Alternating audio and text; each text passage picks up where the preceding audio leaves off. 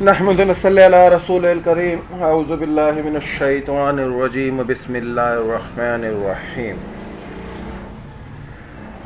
الحمد للہ نستعینہ ونستغفرہ ونؤمن بہ ونتوکل علیہ ونثنی علیہ الخیر۔ اللہ سبحانہ و تعالیٰ کا بہت بڑا احسان ہے کہ اللہ پاک نے ہم سب کو اشرف المخلوقات میں سے انسان اور انسانوں میں آپ علیہ الصلاۃ والسلام کی لاڈلی امت میں پیدا فرمایا۔ جب یہ لاڈلی امت ہے تو اس سے پہلے جو امتیں گزری ہیں وہ اس دور میں اللہ کی لاڈلی امتیں تھیں، مگر جس نبی کے لیے وجوہات کائنات، جو نبی وجوہات کائنات بنے آپ علیہ الصلاۃ والسلام، تو کچھ لوگوں کو یہ چیز برداشت نہ ہوئی کہ تمام انبیاء کا شجرہ نسب حضرت اسحاق علیہ الصلاۃ والسلام میں سے چلا اور ایک ہی نبی کا شجرہ آپ علیہ الصلاۃ والسلام والا شجرہ حضرت اسماعیل سے چلا، تو اس یہود کو یہ برداشت نہ ہوا۔ اور در حقیقت شیطان کی بنی آدم سے جو دشمنی ہے وہ آدم علیہ الصلاۃ والسلام کی پیدائش سے پہلے سے شروع ہو گئی، یعنی کہ دنیا کی پیدائش سے پہلے جو جنت میں پیدائش ہوئی، جب سجدے کا حکم ہوا اس کے بعد سے شروع ہو گئی۔ اب وہ شیطان کہیں کسی لمحے یہ برداشت نہیں کرتا کہ کسی بھی طریقے سے انسان کو اتنا رتبہ دیا جائے جو پہلے کبھی کسی دور میں ابلیس کو ملا تھا۔ ہو سکتا ہے ابلیس اگر سجدہ کر دیتا تو اس کا رتبہ برقرار رہتا، مگر اس کے اندر تکبر، ایک انا پیدا ہوئی جس نے اسے نست و نابود کر دیا اور ابلیس بنا دیا، مردود ہو گیا۔ تو شیطان انسان کے خلاف تب سے دشمنی کر رہا ہے۔ جب جب سائنس، بایولوجیکل اور ساتھ میں جادو، یہ تینوں مل کر جب خدائی معاملات میں انٹرفیئر کرنے لگتی ہیں تو خدا کا ان لوگوں پر عذاب آتا ہے، کیونکہ جن چیزوں کو خدا نے انسان کی بھلائی کے لیے بنایا اور انسان کی رہنمائی کے لیے بنایا، اور اللہ بہتر جانتے ہیں کہ اللہ کب وہ چیز بھیجیں گے، مگر جب انسان اس پر کنٹرول حاصل کر لیتا ہے تو اپنے آپ کو خدائی کے درجے میں ڈال دیتا ہے، جس کی سب سے بڑی تاریخ کی مثال نمرود کے دور میں موجود ہے، کہ جو اپنے آپ کو سجدہ کروایا کرتا تھا اور اللہ کو یہ بات پسند نہ آئی تو اللہ نے اسے ویسے ہی ذلیل کیا کہ اسے چپلیں لگ لگ کے، جوتے لگ لگ کے مروا ڈالا۔ اسی طرح سے پھر وہ دور چلتا رہا۔ فرعون کا دور دیکھیں کہ جب خدا کے معاملات میں انٹرفیئر کیا اور اپنے آپ کو خدا کے زمرے میں ڈالنے کی کوشش کی، اللہ نے اس قوم کے فرعونوں کو، بادشاہوں کو ذلیل کر کے چھوڑا۔ شداد کو لے لیں، قارون کو لے لیں، حمان کو لے لیں، ایسے بہت سارے لوگ آئے۔ آج کا قارون، شداد، فرعون، نمرود، یہ سارے کے سارے وہ یہودیم کی سائنس ہے جس سائنس کی بنا پر وہ خدائی اختیارات کو حاصل کرنا چاہتے ہیں اور انسانوں پر یہ راز ایک کوشاں کرنا چاہتے ہیں کہ ہم نعوذ باللہ معاذ اللہ خدا کی اس تخلیقات پر قابو پا چکے ہیں اور ہم اس کو لے کر اس کے ساتھ معاملات میں ہیر پھیر کر سکتے ہیں۔ تو لوگوں یاد رکھو کہ سائنس تو ہمیشہ کہتی رہی کہ کوئی خدا نہیں ہے، اگر خدا ہے تو دیکھو آج ہم وہ خدا کے تمام معاملات انٹرفیئر کر کے چلا رہے ہیں، کیونکہ اگر پہلے دور میں کوئی بولتا کہ ہم تو نہیں مانتے کوئی خدا ہے تو کچھ لوگ کھڑے ہو کے بولتے اچھا تم خدا نہیں، خدا ہو تو بارش برسا کے دکھاؤ، تو ٹیکنالوجی اتنی عروج کو نہ تھی، بارش نہیں برس سکتی تھی اور آج نہیں اگ سکتا تھا، وہ تو اللہ ہی اگاتے، تو لوگ اس ٹائم خاموش رہتے۔ تو انہوں نے سائنس کی دنیا میں وہ انقلاب برپا کیا کہ جس کے بعد اگر آج کوئی انہیں بولے کہ اگر تم خدا ہو تو سائنس میں اچھا میں بارش برسا کے دکھاؤ، تو آج مصنوعی بارشیں بھی برسائی جا سکتی ہیں بادلی نظام پر، باقاعدہ طور پر اس نظام پر ان کا کنٹرول سائنسی بنا اور جادو کی بنا پر حاصل ہو چکا ہے، جو نظروں کا دھوکہ ہے، جس کی وجہ سے کم عقل لوگ اس کو وہ چیز مانیں گے۔ اسی لیے اس فتنے سے ڈرایا کہ ڈرو، اور آگاہی ضروری ہے کہ آگاہی ہو تو پتہ ہو کہ بھائی کیسے ڈریں، کیسے بچیں۔ تو سب سے ضروری چیز جو ہے آج کی نشست کی وہ ہے پروجیکٹ ہارپ۔ پروجیکٹ ہارپ کیا ہے؟ سب سے ضروری چیز کے پہلے تو ہمیں یہ سمجھنا ہوگا پروجیکٹ ہارپ کہتے کسے ہیں، یہ ہارپ ہے کیا چیز، اور یہ مصنوعی بارشوں پر کس طرح سے اس کا تمام معاملہ چلے گا، اور یہ سارا کا سارا معاملہ یہ چیز لوگ اس طرح سے انٹرفیئر کر کے اس معاملے کو چلائیں گے. تو آج وہ دنیا کی انہی چیزوں پر جو خدا کی طرف سے ہوتی تھی ان کے اوپر آج وہ اپنا قابو پا کر اور یہ دعویٰ کرنے جا رہے ہیں کہ ہم ہی اصل میں خدا ہیں. نعوذ باللہ معاذ اللہ کہ ہم ہی خدا ہیں اور ہم ہی اسی چیز کو لے کر چل رہے ہیں اور اس کو لے کر نکلے ہوئے. پروجیکٹ ہارپ میں HAARP ہائی فریکوینسی ایکٹیو اور ساتھ میں پروگرامنگ سسٹم. اس کو سمجھنے کے لیے سب سے پہلے ہمیں دنیا کی کچھ جنگیں سمجھنی ہوگی. مارچ 2011 کو جاپان میں آنے والے سونامی اور زلزلوں کے باعث اس کی معیشت تقریباً تباہ ہو چکی تھی اور لاکھوں لوگوں کی جانیں بھی گئی. ایک میڈیا رپورٹ کے مطابق یہ وہی وقت تھا جب جاپان امریکی ڈالر کو انٹرنیشنل کرنسی سے ہٹا کر ایک نئی کرنسی سامنے لانا چاہتا تھا. اس مقصد کے لیے جاپان کے صدر نے چین کے کافی دورے بھی کیے. یہ کہہ سکتے ہیں کہ ایشیا کے تمام ممالک امریکی کرنسی ڈالر کے خلاف کٹھے ہو رہے تھے جس سے امریکی معیشت تباہ ہو کر رہ جاتی. امریکی معیشت کو تباہ کرنے کا ایک ہی طریقہ تھا اس کی کرنسی ڈالر کو انٹرنیشنل کرنسی سے ہٹا دیا جائے.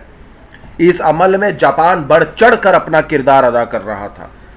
جاپان یہ وہی ملک ہے جس پہ تھامس نے بم گرایا ہیروشیما اور ناگاساکی پر تو چند منٹوں میں لاکھوں لوگ مارے گئے.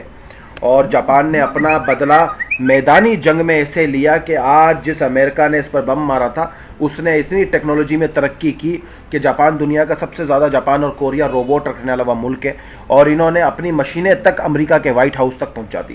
یعنی کہ آج اب جن امریکہ نے ان پر کبھی بم مارے تھے آج انہی کے AC اور انہی کے ایئر کولر استعمال کرتے ہیں وہ لوگ. تو جاپان بہت آگے تھا اور جاپان ان ملکوں میں سے ہے کہ جس کی ایک عورت رات کو صدر بنتی ہے, وزیر اعظم کے عہدے پر آتی ہے اور لوگوں سے سنتی ہے کہ وہ لوگ اس سے خوش نہیں ہو تو صبح استعفیٰ دے دیتی ہے. سب سے زیادہ وزیر اعظم یا صدر اسی کے چینج ہوئے ہیں, یہ اپنے ملک سے مخلص لوگ ہیں. اور جاپان دنیا کے ان ملکوں میں واحد ملک ہے جس میں سب سے زیادہ لوگوں کی چیزیں گمنے کے باوجود مالکوں کو مل جاتی ہے. اگر وہاں کسی ہوٹل میں سے آپ کو کوئی موبائل بھی مل جائے تو آپ پولیس تھانے میں جاتے ہو اور پولیس والے کہتے ہیں اس کو موبائل کو یہاں رکھو, 2-3 مہینے میں اگر اس کا مالک آ جاتا ہے تو ٹھیک ہے اور اس کو موبائل دے دیا جاتا ہے اور پھر 10% اس کو انعام کے طور پر اس بندے کو دیا جاتا ہے جو لے کے آیا ہے. اور اگر اس کا مالک نہیں آیا تو پولیس اس بندے کو یہ موبائل دے دیتی ہے جو لے کے آیا. یعنی وہاں چوری کی شرح 0/0 ہے. تو جاپان نے بڑھ چڑھ کر اس میں کردار ادا کیا اور باقاعدہ طور پہ امریکی کرنسی کو گرانا چاہتا تھا. اسی صورتحال کو دیکھتے ہوئے جاپان کو ایک خفیہ پیغام بھیجا گیا اور جاپان نے ایک آفیشیل ویڈیو بھی اپنی ویب سائٹ پہ شائع کی. وہ ویڈیو پھر میں لکھ لو, شیئر کر دوں گا, آفیشیل ویڈیو آف جاپان کے نام سے لکھو, میں شیئر کر دوں گا آگے. ایک خفیہ پیغام جاپان کی طرف بھیجا گیا کہ اپنی معیشت کو ہماری پالیسیز کے حوالے کر دو, نہ ہم تم پر سمندری طوفان اور زلزلوں سے حملے کریں گے. جاپان کو ایک میل موصول ہوئی جس میں کہا گیا اگر تم نے اپنی معاشی پالیسیز ہمارے حوالے نہیں کی, ہینڈ اوور نہیں کی, تو ہم تم پر سمندر کے سونامی اور زلزلوں سے حملے کریں گے. ہم زلزلوں سے حملے کریں. جاپان نے اسے ایک دھمکی سمجھا اور سوچا امریکہ کیسے سمندر طوفان اور زلزلوں کو ہتھیار کی صورت استعمال کر سکتا ہے.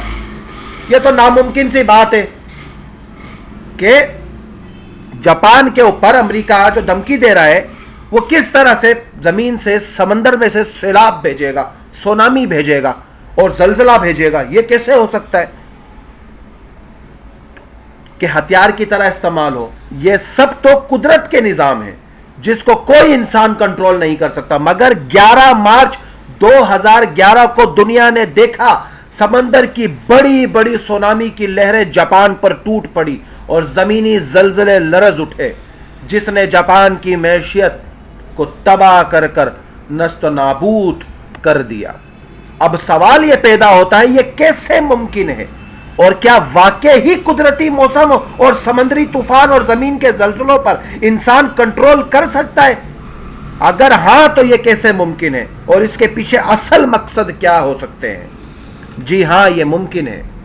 امریکی ریاست الاسکا سے 200 میل کے فاصلے پر گیونکا کے علاقے میں دنیا کا سب سے بڑا, سب سے پراسرار ریڈیو براڈ کاسٹنگ سسٹم بنایا گیا. جی ہاں یہ ریڈیو براڈ کاسٹنگ سسٹم نور جہاں کے گانے سننے کے لیے نہیں یا مہدی حسن کے گانے یا ناہید اختر کے گانے سننے کے لیے نہیں بنایا گیا. یہ موسمی معاملات پر کنٹرول کرنے کے لیے بنایا گیا, جس پر پروگرام نشر کرنے کے لیے نہیں بلکہ 1993 یہ وہی سال ہے کہ اس سے ایک سال پہلے 1992 میں پاکستان میں جس مقصد کا انعقاد کیا جانا تھا, عمران خان کا تعین جو ڈاکٹر اسرار احمد مرحوم نے کہا, اور نیو ورلڈ آرڈر کا پہلا قیام, اور پھر اس کے اندر جو دنیا میں بڑے بڑے واقعات رہنما ہوئے وہ ہونے تھے.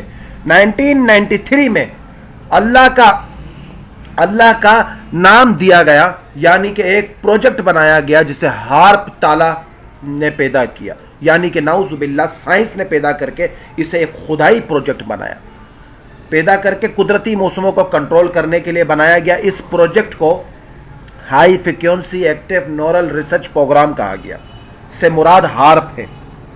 Defence advanced research programme DARPA, یہ ڈارپا ہر جگہ ٹانگ اڑا لیتی ہے, کچھ ان لوگوں کی طرح جو لوگوں کے گھر توڑتے ہیں, ہر شیطانی مقصد کے پیچھے یہ لیب نظر آتی ہے. ڈارپا پروجیکٹ امریکی ایئر فورس, امریکی navy, university of Alaska agency fund کیا گیا.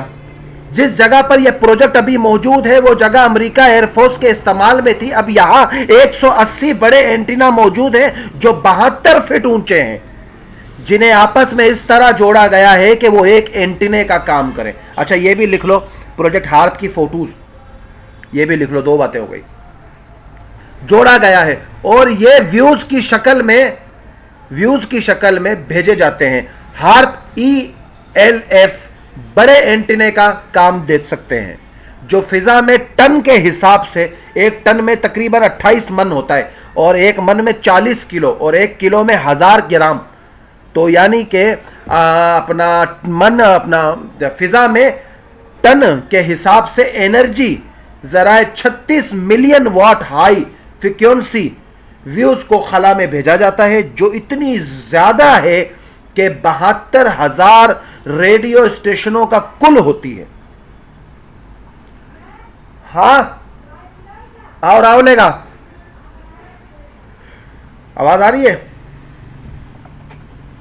ہاں تم لوگوں کو تو کوئی ٹینشن ہے نہیں, اماں کو ٹینشن ہے, نیچے تک آواز چلی جاتی ہے تو پوچھ لیتی ہے چائے پی رہا ہے, گلا بیٹھ گیا ہوگا, میں نے حال بھیج دو.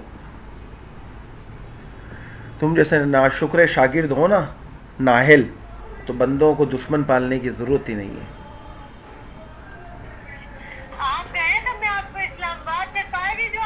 ہاں میں لکھواؤں گا, ایڈریس پھر سے لکھواؤں گا, اس پہ لکھ دینا دجال سر کے پائے. چلیں آگے چلتے ہیں. 72 چلیں اس پہ بات کرتے ہیں نا, پہلے نشست پوری کریں. ٹھیک ہے, 72,000 ریڈیو اسٹیشنوں کی کل ہوتی ہے, یعنی کہ اس میں سے اتنی فریکوینسی نکلتی ہے, اتنی شعاعیں نکلتی ہیں جو 72,000 ریڈیو اسٹیشنوں کے برابر ہوتی ہے.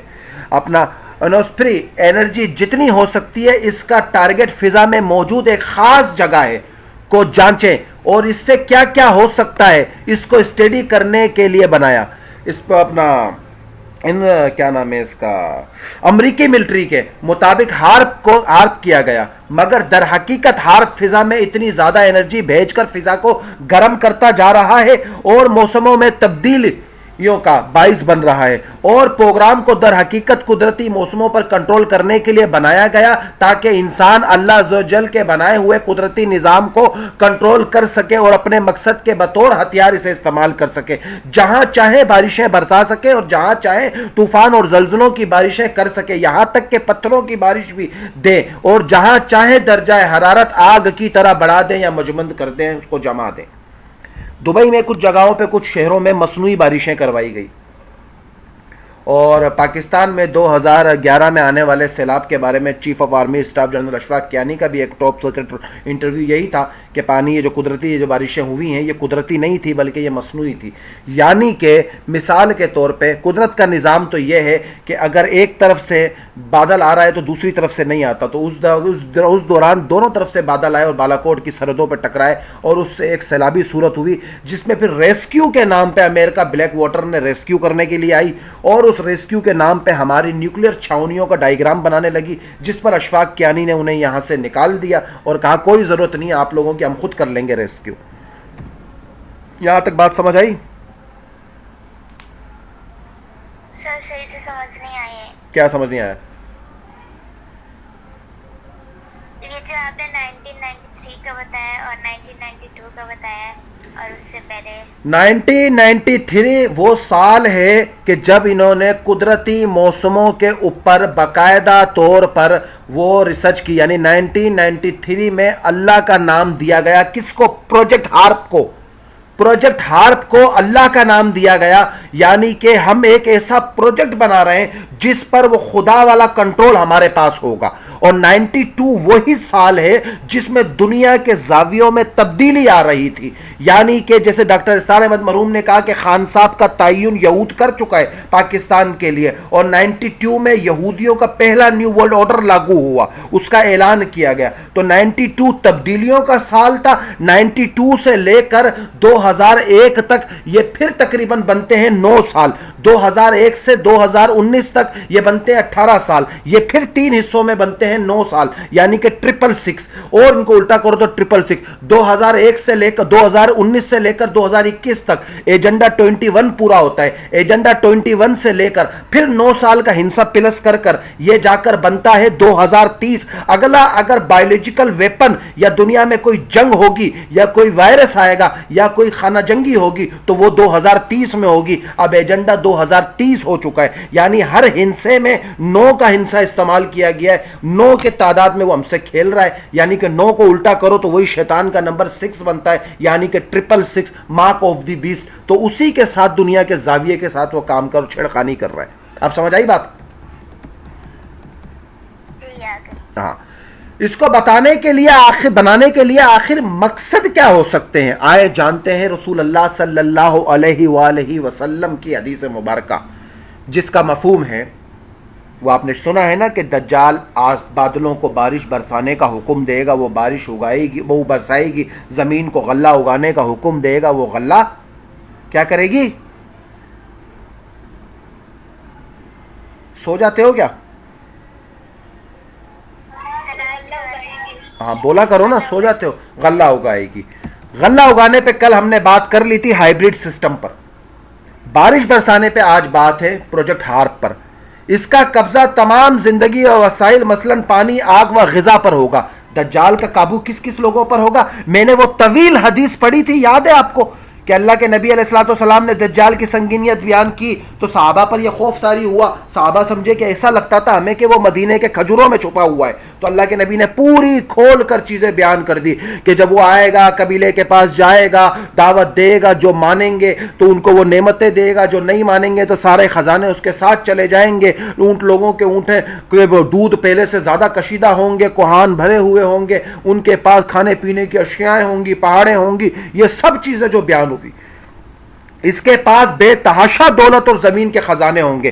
دولت پوری دنیا کے فاؤنڈنگ فادر 2 ادارے IMF اور ورلڈ بینک دونوں یہودیوں کے.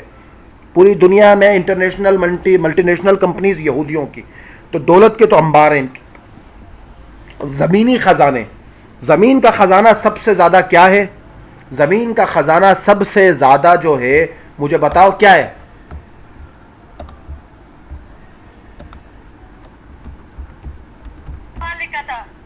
ہاں زمین کا سب سے زیادہ خزانہ ظاہر بات پانی ہوگا. نہیں, زمین کا سب سے بڑا خزانہ اس وقت گولڈ مائننگ ہے. گولڈ, سونا پوری دنیا میں سے سونا ضبط کیا جا رہا ہے. ہمارے 2000, ہمارا 1000 روپیہ, ہمارا 500 روپیہ, ہمارا 10 روپیہ, ہمارا 100 روپے, ہمارے 50 روپے کے اوپر ایک مصرع, ایک لائن لکھی ہوتی ہے کہ حامل حاضہ کو مطالبے پر ادا کرے گا. کیا ادا کرے گا؟ وہ سونا ادا کرے گا. ہمیں ہم اسٹیٹ بینک آف پاکستان کے پاس جائیں اور 1000 روپے کا نوٹ یا 100 روپے کا نوٹ رکھیں اور ہم کہیں حامل حاضہ کو مطالبے پر ادا کرے گا ہمیں ہمارا 100 روپے کا سونا دکھاؤ، سونا تو سارا گروی رکھوا دیا گیا ورلڈ بینک اور سوئس بینک کے اندر، تو ہمارے پاس کیا بچا؟ 20 بلین ڈالر کا سونا عراق میں سے چرایا گیا صدام حسین کے دور میں امریکیوں نے، اور 30 بلین ڈالر کا آئل چرایا گیا. تو یہ جنگ تو سونے کی تھی کہ سونا اس وقت سب سے بڑی معاشی طاقت تھا. جس کے پاس سونا ہوگا اسی سونے کی بنا پر کرنسی سٹیمپ چھپے گی، آپ کی کرنسی وجود میں آئے گی اور کرنسی بنے گی، اور اسی کے اوپر آپ کو سارا کا سارا نظام دیا جاتا ہے. تقریباً کوئی 10,000 ٹن یا اس سے کم کے لگ بھگ روتھ شائلڈ کے بارے میں آتا ہے کہ وہ سونے کا مالک ہے، وہ سونے کا مالک ہے. اور امریکی بینکاری، انگریز بینکاری، اطالوی بینکاری، تاریخی بینکاری، جرمن بینکاری، خاندانی اشرفیات اور ریاست متحدہ کاروبار کے خاندان میں سب سے زیادہ شیئرز اسی کے ہیں. کون؟ روتھ شائلڈ، وہی جو عمران خان کا سسر گولڈ سمتھ کا کزن ہے، اور گولڈ سمتھ تو اس کے جوتے کے برابر بھی نہیں ہے. اور گولڈ سمتھ جو عمران خان کے سالے تھے، مارک گولڈ سمتھ اور بین گولڈ سمتھ، ان کی جو 2 بیویاں ہیں وہ روتھ شائلڈ کی بیٹیاں ہیں، اور وہ دونوں روتھ شائلڈ وہی 13 خاندانوں میں سے ایک خاندان ہے جو ابلیس کو اپنا خدا اور دجال کو اپنا مسیح مانتے ہیں. یہ وہی روتھ شائلڈ ہے، اور اس کی دونوں بیٹیاں عمران خان کے سالوں کے گھر ہیں، جس کی کیمپین عمران خان نے لندن میں جا کر مہر کی چلائی تھی.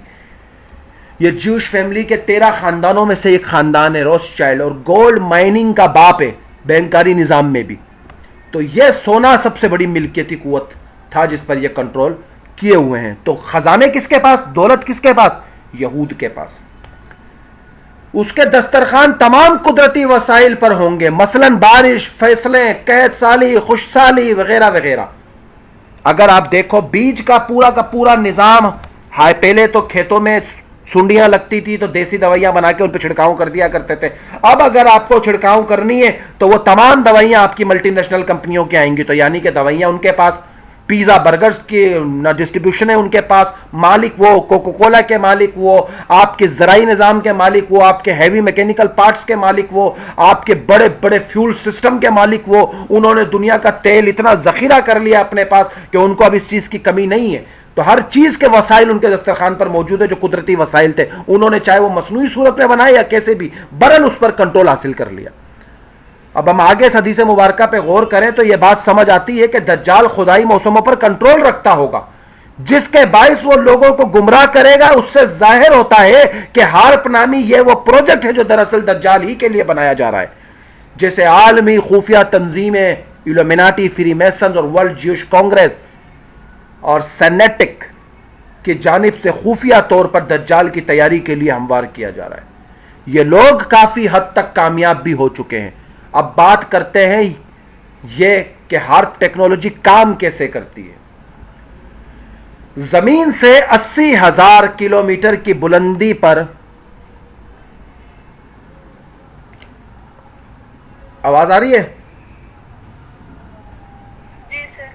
انوسپری نامی ایک تہ موجود ہے جو زمین کے گرد قطباً پر اثر انداز ہوتی ہے اور اس کی بدولت موسم جنم لیتے ہیں.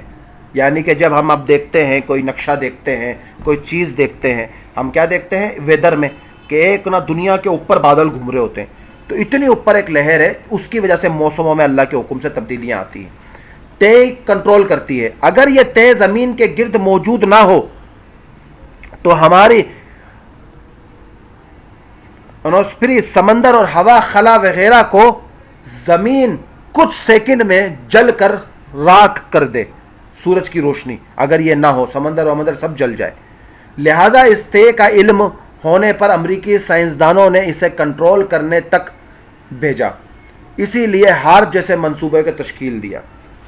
جلال الدین سوتی رحمۃ اللہ علیہ نے اپنی ایک کتاب میں لکھا ہے جس کا مفہوم ہے، یہ جو سورج ہے، سورج کی 70 آنکھیں ہیں، ایک آنکھ کھلی ہوئی ہے، اس پہ بھی 7 فرشتے برف ڈال رہے ہیں. اگر برف نہ ڈالیں تو وہ ہر چیز کو جلا کر راکھ کر دے. یہ قدرت کا نظام ہے جو چل رہا ہے، جس کے ذریعے 3.5 ملین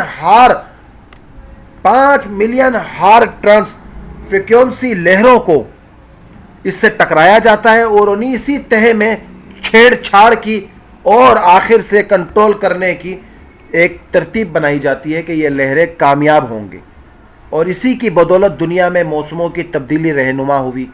گلوبل وارمنگ جیسے اثرات نے جنم لیا اور یہ موسموں میں شدید شدت کا باعث بھی بنی، یعنی کسی علاقے میں سردی دیر سے آنے لگی جبکہ گرمیاں کا عرصہ طویل ہو گیا۔ میں نے آج سے 6 سال پہلے 7 سال پہلے کہا تھا کہ زمین اپنا زاویہ بدلے گی اور باقاعدہ طور پر جن جگہوں پہ گرمی ہوتی ہے یا تو گرمی بڑھے گی یا ادھر ٹھنڈ پڑے گی۔ تو ہمارے سندھ کے علاقوں میں بھی اولے پڑنا شروع ہو گئے بارشوں میں، سردیوں کی بارشوں میں اولے پڑتے ہیں۔ یہ سلطان آباد، رتن آباد، ان جگہوں پہ ٹنڈولیار، ٹنڈوجام، ان جگہوں پہ اولے پڑتے ہیں، یعنی ادھر تو گرمیاں ہوتی تھی اور کئی جگہوں پہ سردیوں کی شدت بہت بڑھ گئی ہے اور کئی جگہوں پہ گرمیوں کی شدت اور کئی جگہوں پہ زاویہ بدل رہے ہیں اور شدید اس میں فرق آ رہا ہے۔ عرصہ تک کسی کی طویل گرمی بڑھ رہی ہے اور کئی صدیوں سے موجود گلیشیئر پگھلنا شروع ہو گئے جس سے سمندر کی سطح بلند ہو گئی ہے، جس کی وجہ سے سیلاب اور سونامی جنم لے رہے ہیں اور زمین کی اندرونی تہ بھی ٹوٹ پھوٹ کا شکار ہو رہی ہے۔ زمین کچھ پلیٹوں پہ قائم ہوتی ہے۔ بچپن میں کہانی سنا کرتے تھے کہ زلزلہ کیوں آتا ہے؟ جی گائے کے 2 سنگ ہیں، ایک سنگ پہ دنیا رکھی ہے، جب تھک جاتی ہے تو دوسری سنگ پہ لے آتی ہے، زلزلہ آ جاتا ہے۔ وہ تو کہانیاں تھی، بچپن میں سنتے تھے۔ بہرحال جلال الدین سوتی رحمۃ اللہ علیہ نے اس کے بارے میں اپنا کتاب میں لکھا ہے جس کا مفہوم ہے۔ اس کتاب کا نام مجھ پہ بتانے پر پابندی ہے، اس لیے میں نہیں بتاتا اس کتاب کا نام، وہ ہر بندے کے لیے وہ کتاب نہیں ہوتی۔ تو بہرحال تو اس میں لکھا ہے کہ جس کا مفہوم ہے کہ اللہ کے نبی سے ایک صحابی رسول نے پوچھا، یا رسول اللہ یہ زلزلے کیسے آتے ہیں؟ اللہ کے نبی علیہ الصلوۃ والسلام نے فرمایا جس کا مفہوم ہے قاف، ایک پہاڑ ہے، اس کی جڑوں کو اللہ نے دنیا کے ہر جگہوں پہ پھیلا رکھا ہے۔ اللہ کو جس ملک میں زلزلہ لانا ہوتا ہے اس پہاڑ کو حکم دیتے ہیں، وہ اپنی جڑ کو ہلاتا ہے اور زلزلہ آ جاتا ہے۔ اچھا، ٹوٹ پھوٹ کی پلیٹیں شکار ہو رہی ہیں۔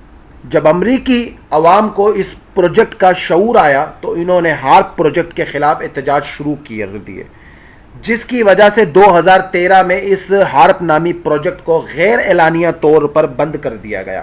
مگر یہ بات عقل تسلیم نہیں کر سکتی کہ امریکی قوم، یہودی قوم جسے یہ لوگ اپنا غلام سمجھتے ہیں، یہودی امریکیوں کو، وہ لوگوں کے احتجاج سے اتنا اربوں ڈالر کا پروجیکٹ بند کر دے گی جس سے خدائی کی تمام طاقتیں ان کے پاس آ جائیں اور دجال کے لیے راستہ ہموار ہو جائے۔ وہی 4 سوال جو اول شروع کے تھے۔ مریم کون سے تھے شروع کے 4 سوال؟ کہ یہود کے 4 مقاصد کیا ہیں؟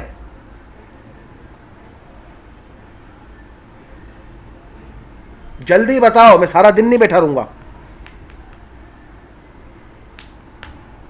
بیس پر، کرنسی پر، غلے پر اور محترمہ دجال کے 4 مقاصد کیا ہیں؟ توبہ مقاصد کیا ہے 4 دجال کے لیے؟ 4 مقاصد یہود کے۔ استاد جی، پہلا تھرڈ ٹائم ٹیمپل کا تیار کرنا، پوری دنیا کو ورلڈ آرڈر کے نیچے لانا اور دنیا میں جیوش حکومت لانا اور دجال کی تاجپوشی کرنا۔ نہیں، 3 صحیح ہے۔ چوتھا دی گریٹر اسرائیل کا قیام۔ ہاں، دی گریٹر اسرائیل۔ ٹھیک ہے، یہ 4 مقاصد ہیں یہود کے۔ دنیا میں تیسری مرتبہ تھرڈ ٹیمپل قائم کرنا، نیو ورلڈ آرڈر کا انعقاد کرنا، نمبر 3 دی گریٹر اسرائیل کا قیام، نمبر 4 دجال کے لیے راستہ ہموار اور اس کی تاج پوشی۔ ان 4 مقاصد کو پورا کرنے کے لیے دنیا کو 4 کیٹیگریز میں بانٹا گیا۔ نمبر 1 پانی پر کنٹرول، نمبر 2 بیج پر کنٹرول، نمبر 3 کرنسی پر کنٹرول، نمبر 4 الیکٹرانک اور پرنٹ میڈیا پر کنٹرول۔ تو جب احتجاج ہوئے، جو اربوں ڈالر ان کے لگے اور دجال کے لیے راستہ ہموار کر رہے تو وہ ان کے احتجاج سے یہ پروجیکٹ بند کر دیتے، تو دنیا کو دھوکہ دکھانے کے لیے انہوں نے کہا کہ ٹھیک ہے، ہم نے یہ پروجیکٹ بند کر دیا۔ در حقیقت اس پروجیکٹ کو دنیا سے خفیہ رکھ کر ابھی بھی کام کیا جا رہا ہے اور یہ وہی ٹیکنالوجی ہے جو دجال کے اہم ہتھیار ہوگی، جس کی بدولت دجال موسموں کو کنٹرول کرے گا، باقاعدہ طور پر اسے لے کر چلے گا اور اسے کنٹرول کرے گا۔ دنیا میں ایک آدمی گزرا ہے جس کا نام تھا ڈاکٹر ہیملٹن ناگی۔ ڈاکٹر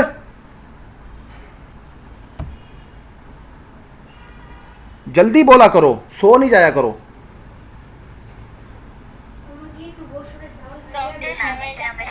ہاں، ایک ساتھ نہیں بولا کرو، ایک بندہ کوئی۔ ہاں، ناگی، یہ وہ لے جا، شازن یہ لے جا۔ وہ بندہ تھا، یہ مالی تھا باغ میں، یہ مالی تھا باغ میں۔ ہاں ہاں، چاول بنا لینا۔ تو یہ وہ بندہ تھا جو مالی تھا، تو ایک دفعہ جب ایک پروفیسر کو آپریشن کرنا تھا ڈاکٹر کو، تو ادھر نہ ڈسپینسر آیا نہیں، تو اس نے اس مالی کو بلا لیا، اور زراف غالباً میرے ذہن سے نکل گیا، زراف تھا، کہ اس نے کہا زراف کی گردن پکڑ کے کھڑا ہو جا، تو وہ اس کی گردن پکڑ کر کھڑا ہو گیا۔ وہ یہ دیکھنا چاہتے تھے کہ یہ زراف کی گردن اتنی اونچی ہوتی ہے، یہ اتنا نیچے جھک کے پانی پیتا ہے، تو اس کو چکر کیوں نہیں آتے۔ وہ 2-3 گھنٹے آپریشن چلا، وہ مالی ایسے گردن پکڑ کے کھڑا رہا۔ بعد میں اس نے مالی کو $1-2 دیے، وہ چلا گیا، اور اس کے بعد اگلے دن پھر کوئی آپریشن تھا، اس نے پھر بلایا اسے، اس کی ڈیسن پن اچھا لگا کہ یہ کچھ بولتا نہیں اور کھڑا رہتا ہے، اس کو وہ اچھا لگنے لگا۔ ڈاکٹر اس کو ہر آپریشن میں اپنے ساتھ رکھتا۔ اسی طرح ہارٹ پلانٹ سرجری ہونی تھی، اور اس نے اس کو ساتھ میں رکھا ہوا تھا، اور ڈاکٹر کو ایک مسئلہ سمجھ میں نہیں آ رہا تھا۔ ڈاکٹر ہیملٹن ناگی اس کے ساتھ کئی دنوں تک ساتھ تھا۔ ڈاکٹر ہیملٹن ناگی نے اس کو بولا سر اگر میں بتاؤں یہ مسئلہ کیسے حل ہوگا؟ بولا کیسے؟ بولا اس کی ہارٹ سرجری ایسے کریں ایسے کریں ایسے ہوں گی، اور اس نے ہیپاٹائٹس کے جگر کے کچھ امراض کو بیان بھی کیا تھا۔ تو ڈاکٹر کہتا ہے دنیا کی پہلی ہارٹ سرجری کرنے والا ایک باغ کا مالی تھا، ڈاکٹر نہیں تھا، مالی تھا، مگر اس وقت اس کا نام منظر عام پر اس لیے نہیں لایا گیا کہ گورا اور کالا فساد چھڑا ہوا تھا، کالوں کو مارا جا رہا تھا دھڑا دھڑ، ایک تعصب رنگ کا چھڑا ہوا تھا امریکہ میں اور ان جگہوں پر۔ اور ڈاکٹر کہتا ہے کہ جب اس کے مرنے کے بعد میں مجبور ہو گیا، کئی دنوں بعد میں آخر مجبور تھا، میں نے کہا نہیں، ڈاکٹر ہیملٹن ناگی کا نام تاریخ میں کھونا نہیں چاہیے، تو کہتا ہے میں نے منظر عام پر آ کر پھر اس کا نام بتا دیا، وہ ڈاکٹر ہیملٹن ناگی تھا جس نے مالی ہونے کے باوجود پہلی دنیا کی ہارٹ پلانٹ سرجری کی، اور اس نے ہیپاٹائٹس کے جگر کے امراض کی نشاندہی کی۔ یہ وہ ڈاکٹر تھا جو ڈاکٹر کبھی میڈیکل یونیورسٹی سے نہیں بنا، مگر اس سے وہ کام لیا گیا اللہ نے، یہ ایک انسانیت کے لیے کوئی کام اس نے کیا۔ اب اس کو کلمہ نصیب نہیں ہوا وہ ایک الگ مسئلہ، وہ تو اس کی نصیب میں ہدایت نہیں تھی شاید۔ تو اسی طرح سے جو کنٹرول سسٹم پورا چل رہا ہے، تو وہ دنیا کے ان پروجیکٹوں کو کیا روک دیں گے؟ اور پھر ڈاکٹر ہیملٹن ناگی کو بعد میں بڑے انعامات دیے گئے، نوازا گیا جب گورا کالا فساد کم ہوا۔ ابھی بنائی ہے جس کا مقصد، ابھی انہوں نے ایک نئی یعنی موسمی کو کنٹرول کرنے کے لیے بنایا ہے جس کا مقصد وین ایلن بیلٹ، یعنی اللہ تعالیٰ نے ہماری حفاظت کے لیے زمین کے گرد ایک اور تیز زمین پر گرنے والے کرنٹ، خطرات، لہروں کو جذب کرنا اور زیروں میں پلیٹوں کو توڑ پھوڑ سے بچانا لاوا کرتی ہے۔ آزان ہو جائے جب تک کوئی سوال کر لیں، اور یہ لنک ایکسپائر ہو جائے تو دوسرا لنک جوائن کر لینا، بھیج دوں۔ ہاں، ایک نئی لہر انہوں نے ایجاد کی جس کا نام تھا وین ایلن بیلٹ۔ اللہ تعالیٰ نے ہماری حفاظت کے لیے زمین کے ارد گرد ایک طے زمین پر گرنے والے کرنٹ، جو آسمانوں سے کرنٹ بجلیاں گرتی ہیں، ان کو گرنے کے خطرات سے محفوظ رکھنے کے لیے انہیں بنایا گیا، اور زیر پلیٹوں کو توڑ پھوڑ سے بچانے کے لیے، اور اپنا آئنوسپری سے ہی ہوتا ہے اور کنٹرول کرتا ہے۔ اس طے کا کنٹرول بھی قدرتی طور پر، یار ایک منٹ، اس لے کیا تھا، ہاں، اس طے کا کنٹرول بھی قدرتی طور پر طے کے جھگڑتے ہوئے رہتے ہیں، یعنی کہ جب یہ آپس میں آتی ہے تو اس سے وہ ٹکراتی ہے اس لہر سے، اور اس جگہ پہ اللہ قدرتی طور پہ ان کا کرنٹ کم کر دیتا ہے تاکہ زمین پر لوگوں کو نقصان نہ ہو۔ اب اس کو ایسے سمجھ لو کہ جیسے حدیثوں میں ذکر ہے، جس کا مفہوم ہے اگر بارش کا قطرہ ڈائریکٹ آسمان سے، جہاں سے بادلوں سے گرے اور فرشتے اس کو آستے نہ کریں پکڑ کے، تو وہ آدمی کے سر سے گھسے اور پیر سے نکل جائے، مگر فرشتے اسے آرام سے پکڑ کر گراتے ہیں۔ مگر پھر بھی کبھی آپ نوٹ کرو تیز بارش کی بوندیں اور اس کے سامنے آسمان کی طرف چہرہ کر لو تو ایسے کان کے نیچے پڑ رہے ہوتے ہیں، بوندیں یاد رکھتا ہے بندہ۔ تو اسی طرح سے یہ وہ ایک پورا نظام ہوتا ہے جس کو قدرتی طور پہ آرام سے کیا جاتا ہے۔ سائنس کہتی ہے ایک لہر کے ذریعے، اللہ نے جو لہر بنائی ہے اس کے ذریعے، وہ لہر چاہے وہ فرشتے ہیں یا کچھ بھی ہے، اللہ کی مخلوق ہے، تو اس کے ذریعے اللہ ان لہروں کے ذریعے ان چیزوں کو آستے کر دیتا ہے۔ اگر اس قدرتی طے پر ہارپ کے ذریعے کوئی وین ایلن بیلٹ اپنا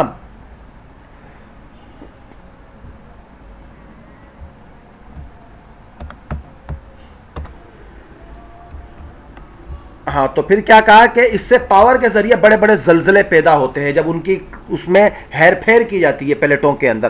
سمندری لہروں کو کنٹرول کرنے کے لیے ہارپ چاند کی کششی لہروں کا استعمال کرتا ہے، کیونکہ سمندر میں مداجز کا نظام چاند کی کششی لہروں کی مدد سے ممکن ہوتا ہے۔ یہ لہریں پانی میں داخل ہو کر بڑی لہروں کی شکل اختیار کر لیتی ہے جو سونامی کو جنم دیتی ہے۔ خاص کر 7 اور 8 21 کو چاند کی کشش بہت زیادہ ہوتی ہے، جس کی وجہ سے سمندر میں بڑی بڑی لہریں پیدا ہوتی ہیں۔ لہٰذا اسی خصوصیات کو دیکھتے ہوئے ان لہروں کو مزید الیکٹران ڈال کر ان لہروں کی شدت کو بڑھا دیا جاتا ہے۔ اچھا، ایک مزے کی بات بتاؤں، میری دادی کو لندن جانا تھا تو میرے کو پھپھی نے کہا صبح 4 بجے کی فلائٹ ہے، کیا کریں؟ میں نے کہا چلو سمندر پہ ٹائم گزارتے ہیں، تو ہم سمندر پہ چلے گئے. سمندر پہ چلے گئے تو غالباً وہ دن کوئی جمعے کا دن تھا، جمعے کا دن تھا، اور اتنی تیز سمندر کی لہریں تھی کہ بڑے سی ویو کے کنارے تک تقریباً آ رہی تھی. وہ دن بدل گزر گیا، دادی چلی گئی لندن، 6 مہینے بعد واپس آنا تھا، تو ہم پھر لینے جانا تھا، پھر رات کی فلائٹ تھی. تو میں نے کہا جیسے چلو سمندر پہ ٹائم گزارتے ہیں. سمندر پہ چلے گئے تو اس دن نارمل اتوار کا دن تھا، تو لہریں خاموش تھی. تو پھر میں نے ایسے دیکھا، میرے ذہن میں وہ بات تو تھی. پھر جلال الدین سوتی رحمۃ اللہ علیہ کی کتاب میں ایک بات سامنے آئی کہ انسان کو چھوڑ کر جمعے کے دن ہر ایک مخلوق توبہ کرتی ہے کہ قیامت کا دن نہ ہو. تو وہ سمندر کو دیکھ کے یہ آئیڈیا ہوا کہ سمندر بھی توبہ کرتا ہوگا کہ آج قیامت کا دن نہ ہو. باقی دنوں کے اندر اس کی لہریں نارمل تھی، شدید نہیں تھی.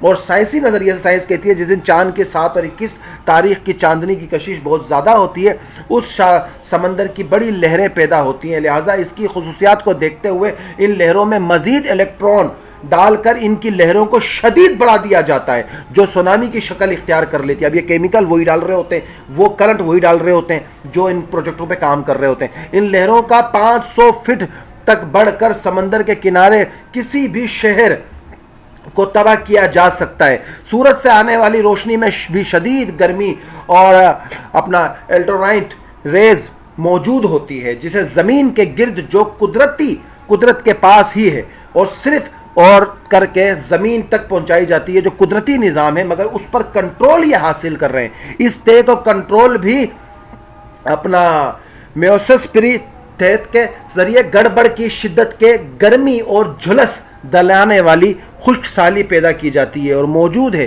کہ ہارٹ پروجیکٹ انہی کے زیر کنٹرول رہتا ہے اور یہ یہود اس کو چلاتے رہتے ہیں. کہا جاتا ہے یہ تہ بھی اسی طرح ایک قدرتی تہ ہواؤں اور بارشوں کو کنٹرول کرتی ہے جس کے کنٹرول میں ہوتی ہے، اور اسی تہ کو بھی ہارپ کی مدد سے کنٹرول کر کے طوفانوں اور قدرتی بارشوں کو جنم دیا جاتا ہے. تہ کی اہمیت کا تو اندازہ ہو ہی گیا ہوگا. یہ خدا کی بنائی ہوئی کسی نعمت سے کم نہیں ہے جو اللہ نے قدرتی لہریں بنائی ہیں، قدرتی اوزین لہر بنائی ہیں، وہ الگ الگ لہریں جو کششیں ہیں. اور ان سب باتوں سے آپ کو یہ بھی آئیڈیا ہو گیا ہوگا کہ اس خلاصے سے زمین پر آنے والے پتھروں اور چٹانوں کو زمین میں داخل ہونے سے پہلے ہی جلا دیتی ہے. جو آسمان سے اسٹونائٹ اپنا گرتے ہیں، اپنا کیا اسٹون گرتے ہیں، پتھر.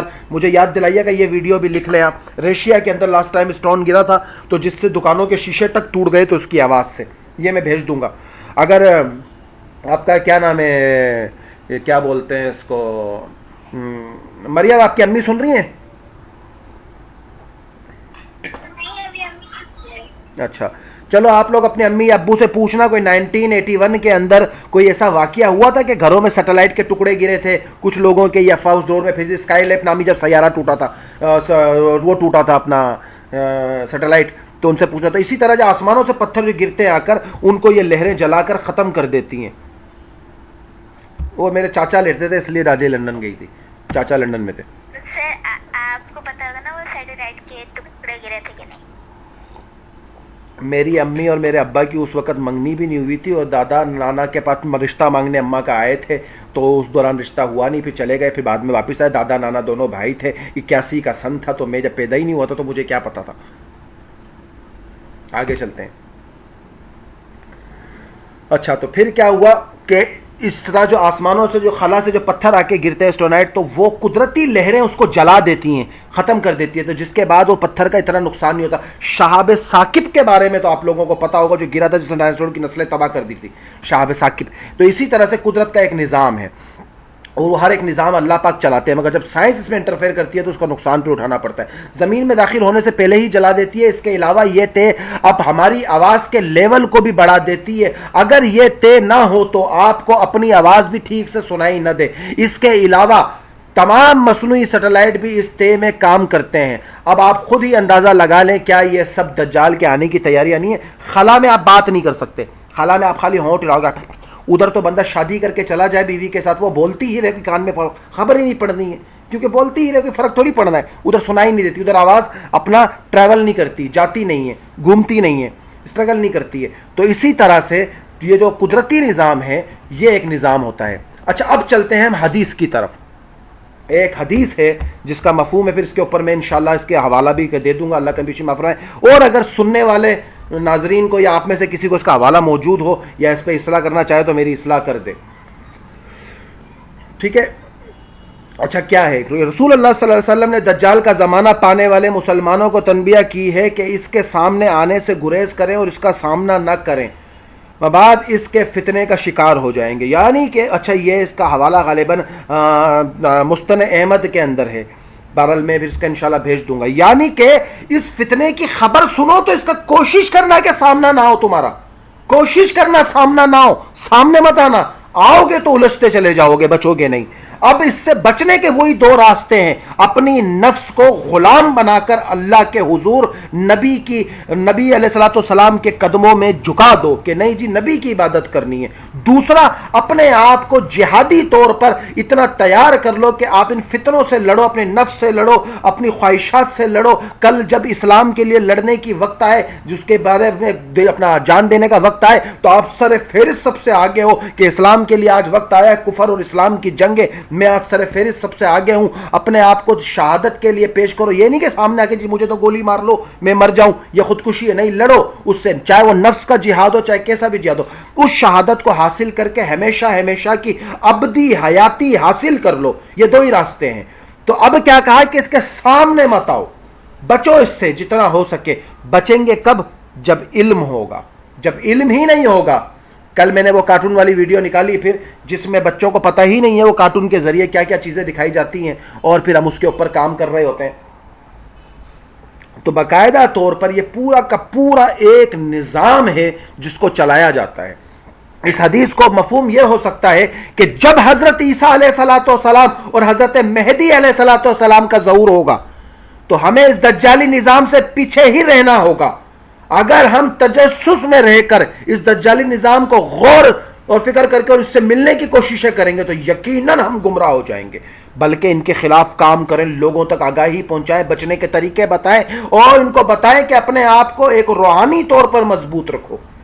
اور دنیا میں اس ایجنڈے پر کام کرنے والی ایک خفیہ تنظیم الومناٹی سرگرم، جس کا مقصد دنیا میں ایک جامع حکومت کا قیام جو پوری دنیا کو کنٹرول کرے گی، جسے ون ورلڈ آرڈر یا نیو ورلڈ آرڈر کا بھی نام دیا گیا ہے. انہیں لگتا ہے کہ یہ اپنی ایک آنکھ سے سب کچھ دیکھ رہے ہیں، جو دراصل دجال ہی کی آنکھ ہے.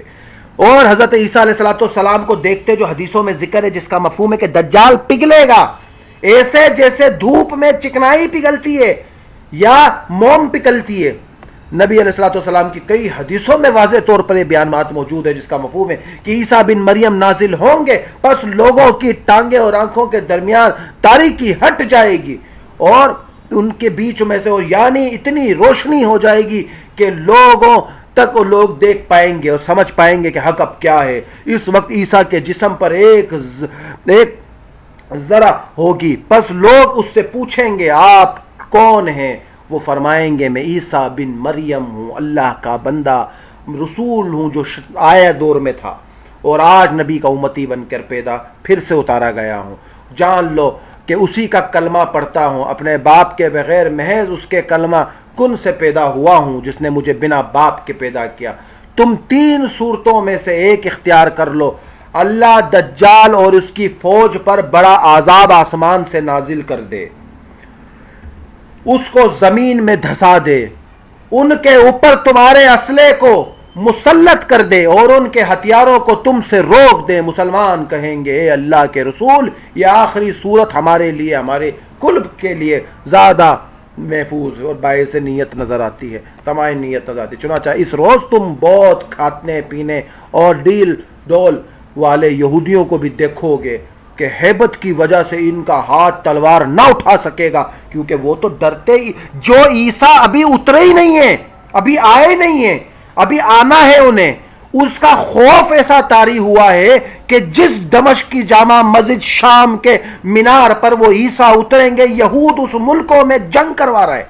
کیوں کروا رہا ہے؟ کہ جس کا خوف اس کے دماغ پر سر چڑھ کے بول رہا ہے کہ ایک عیسیٰ ہے جو اترے گا، جو آئے گا، جو باب اللد پر آ کر اسے قتل کرے گا. اس نے باب اللد کے اوپر ایئرپورٹ بنا کے کافر نامی جہاز ادھر تیار رکھے، اور وہ جہاز تیار رکھے جو تقریباً ہر 43 منٹ میں پوری دنیا کا چکر لگائے، جس کے ہوش و حواس پر عیسیٰ علیہ السلام کا ایسا خوف طاری ہوا ہے کہ اس کی نیندیں اڑی ہوئی ہیں.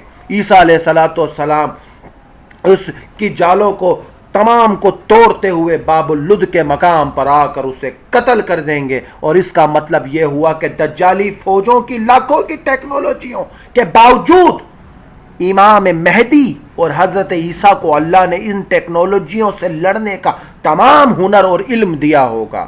یقیناً یہ انسان کا سب سے مشکل ترین امتحان ہوگا. جو منافقین اور مشرکین حق پر کھڑے مسلمانوں کو الگ الگ کر دیں گے، الگ الگ رہے ہوں گے. اب ہمیں کوشش یہ کرنی ہوگی کہ ہم حق اور سچ کو ہر جگہ پھیلائیں، جتنا ہو سکے آگاہی پھیلائیں. ہم نے اپنا کردار ادا کریں، ان دجالی طاقتوں کو بھرپور انداز میں ایکسپوز کریں اور انہی دجالی فتنوں سے پناہ مانگیں اور اللہ سے یہ دعا کریں، اللہ پر یقین رکھیں، اللہ سے حق پر قائم رہنے کی کہ اللہ ہمیں حق پر رکھنا، کلمے پر ایمان پر خاتمہ دینا، آخری وقت تک نبی کی حرمت کے لیے، صحابہ کے دفاع کے لیے لڑنے کی توفیق دینا، مرنے کی توفیق دینا. اور اللہ ہم کمزور ہیں، تیری مدد اور نصرت کے بنا ہم کچھ بھی نہیں. اللہ ہم سب کا حامی و ناصر ہو. دست دست دریا بھی نہ چھوڑے ہم نے، بحر الظلمات میں دوڑا دیے گھوڑے ہم نے. وہ مسلمان کی جو قربانی اقبال نے بیان کی، وہ لاجواب بیان کی اقبال نے. بس رہے تھے یہیں سلجوق بھی تورانی بھی، اہل چین میں ایران بھی ساسانی بھی، اس معمورے میں آباد تھے یونانی بھی، اس دنیا میں یہود بھی تھے نصرانی بھی. پر تیرے نام پر تلوار اٹھائی کس نے، بات جو بگڑی تھی وہ بنائی کس نے. تھے ہم ایک تیرے مارکہ اراؤں میں، خسوں میں کبھی لڑتے کبھی دریاؤں میں، دی اذانیں کبھی یورپ کی کلیساؤں میں، کبھی افریقہ کے تپتے ہوئے صحراؤں میں. شان آنکھوں میں نہ چمکتی تھی جہاں داروں کی، کلمہ پڑھتے تھے ہم چھاؤں میں تلواروں میں. ہم جو جیتے تو جنگوں کی مسیلیت کے لیے اور مرتے تھے تیرے نام کی عظمت کے لیے. تھی نہ کچھ تغ زنی اپنی حکومت کے لیے، سربکف پھرتے تھے کیا دہر و دولت کے لیے. قوم اپنی جو رز پر مال جہاں پر مرتی، بت فروشی کے عوض میں بت شکنجی کیوں کرتی. ٹل نہ سکتے تو اگر جنگ میں اکھاڑے جاتے، پاؤں شیروں کے میدان سے اکھاڑے جاتے. تجھ سے سرکش ہوا کوئی تو بگڑ جاتے تھے، تک کیا چیز ہے ہم بھی توپ سے لڑ جاتے تھے. نقش توحید کا ہر دل میں نبھا بٹھایا ہم نے، زیر خنجر بھی یہ پیغام سنایا ہم نے. تو ہی کہہ دے کہ اکھاڑا در خیبر کو کس نے، شیر کیسر کا جو تھا اس کو کیا سرکس کس نے. توڑ دیے مخلوق کے خدا ون کے پیکر کس نے، کاٹ کے رکھ دیے کفار کے لشکر کس نے. کس نے ٹھنڈا کیا آتش ایراں کو، کس نے پھر زندہ کیا تذکرہ یزداں کو. کون سی قوم فقط تیری طلبگار ہوئی اور تیرے لیے زحمت کشی پیکار ہوئی.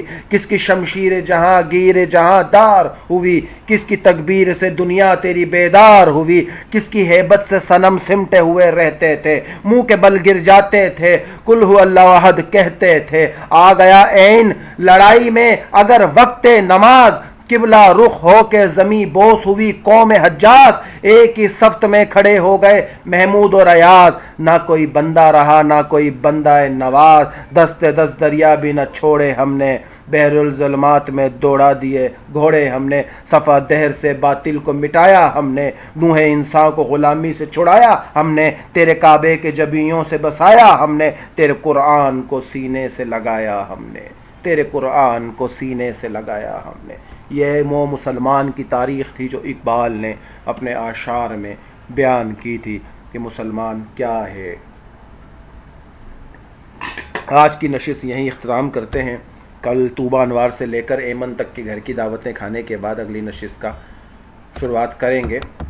اب آج